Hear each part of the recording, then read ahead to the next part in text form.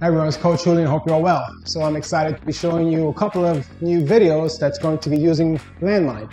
Landmine is actually an attachment where we put the barbell inside.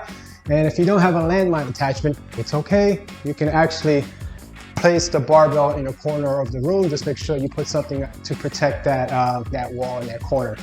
You don't want to damage it. I'm going to jump right into it. I'm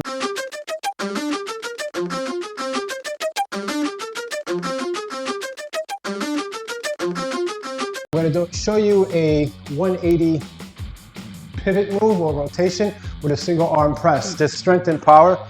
So this does not have any movement. So here I start, come up, catch, turn, and press. My right foot's pivoting on the big toe, and then I stabilize. I show you one more time. So I come up, just doing a slow mode, exhale, and that's my press, and that's my balance, a lot of core stability.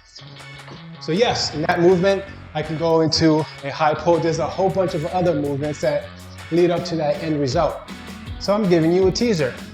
I would like you to ask me if there are any landmine exercises that you're interested in. Other than that, stay posted. I will be doing more of these videos. Post your comments, and please don't forget to subscribe.